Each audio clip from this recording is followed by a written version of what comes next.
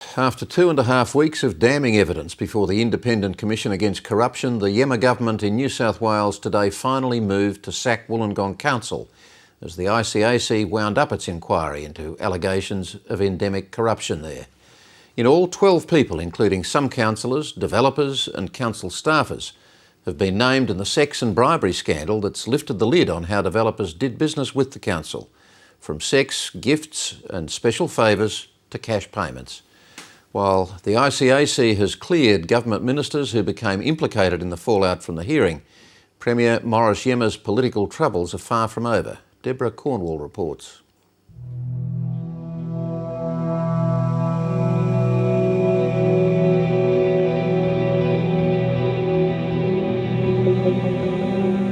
I was mesmerised by the conjunction of sex and money and bribery and blackmail and all of the elements that were involved. I mean, it'll make a great television drama in a few years' time.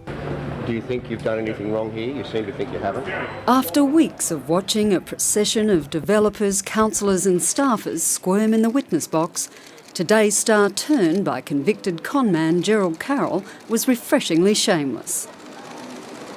The ICAC, it seems, had saved the best for last, playing a series of phone calls between Carroll and his partner in crime Ray Unan as they allegedly plotted to shake down Wollongong developer Frank Vella by posing as ICAC investigators, then offering to clear his name in return for hush money. Do you reckon we can get 10 or 20 today? Yes, if I tell you I'm working busting my balls to do that, I am. I just don't like you holding something on me I cannot achieve. Hey, is he not going away still? He can't. He won't try to go away after this. The inquiry heard 5 days later, the pair had tried to gouge more money out of Frank Vella by sending him a phone text threatening to get 3 of his former mistresses to confront his wife. Fucking impossible. I'm sweating like a pig in the phone box. I'm running late to get my boy now. I've got to pick that girl up. Okay, go. Nightmare. Have you done it? Yeah, mate, it's gone. He's got it right now. He's reading it. What would you say in the last paragraph? Can you repeat that to me just roughly again? The last paragraph, me and 3 other girls will see your wife at home or school Wednesday morning. In all, the inquiry heard Frank Vella ended up paying close to $300,000 to the 2 men. But in the end, that didn't spare him the humiliation of his personal life being splashed across the media, including his 4-year affair with former Wollongong town planner Beth Morgan. Carroll and Unan have featured heavily in the hearing as one witness after another told of how the pair had tried to shake them down, using blackmail and threats of violence if they didn't come up with the cash. But Carroll today insisted he had no idea what his old cellmate had been up to. Mr Speaker, they roll out the smear merchant from Murrumbidgee, and here he goes wanting to smear the government, myself. It will be some months before the corruption watchdog recommends charges against any witnesses. But as the inquiry wrapped up in one end of town, back at State Parliament, the Premier was toughing it out. I have repeatedly said, anyone found to have done the wrong thing, out. And that stands. Oh, sit down, Barry. Sit down. Just stay calm, Barry. Just stay calm, Barry.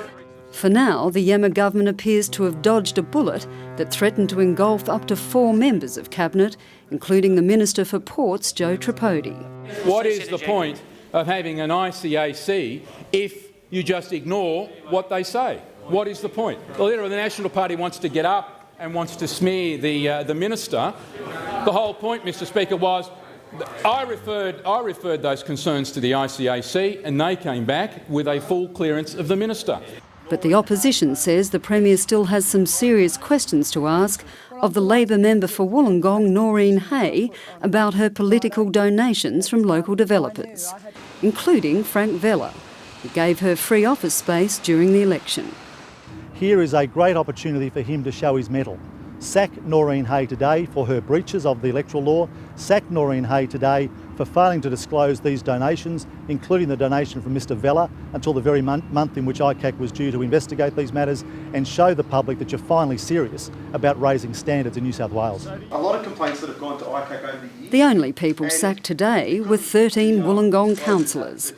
Acting on the ICAC's recommendation, the state government has appointed administrators to run the council for the next 4 years. And I find myself absolutely appalled. The move has enraged Wollongong councillors. Lord Mayor Alex Darling adamant he had no idea there was any corruption at the council. I mean, if you want to sack 4 councillors, but not 13 councillors.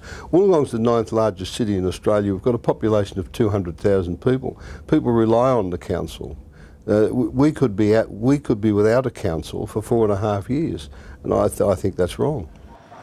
The local unions have also turned on the government, claiming such a long period under administration will benefit only one group, the developers.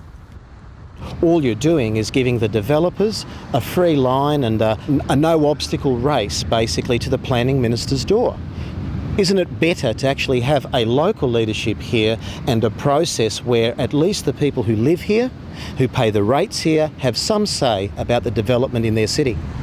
But former New South Wales Auditor-General Tony Harris says, despite the Iemma Government's efforts to quarantine itself from this latest local government scandal, it can't escape the fact that local governments are their responsibility.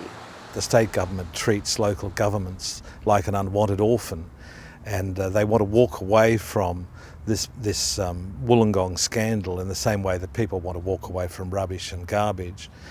The state government can't be blameless because local government is a creature of state government. Without major reforms to local government across New South Wales, including far tougher scrutiny by the state government, Tony Harris believes this story won't end with Wollongong. I think that we will see, year in and year out, problems with local government in New South Wales because the state government hasn't set up the environment to reduce these problems. That report from Deborah Cornwall. The Adelaide Festival